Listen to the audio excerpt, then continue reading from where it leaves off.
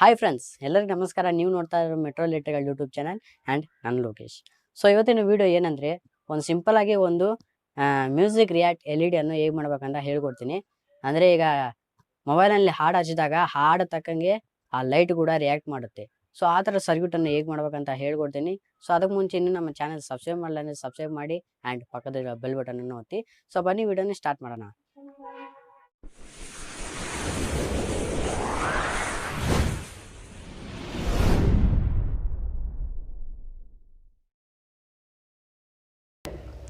$12 volt LED, 547 BC547 transistor, ಒಂದು condenser mic,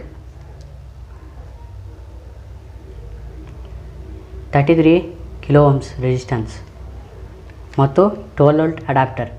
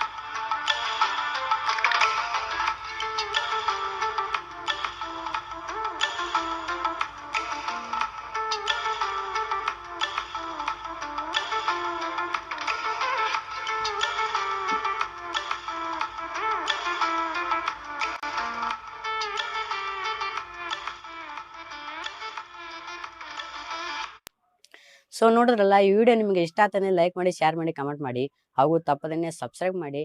ಇನ್ನೊಂದು ವಿಡಿಯೋನಲ್ಲಿ ಮೀಟ್ ಮಾಡ್ತೀನಿ. ಬಾಯ್.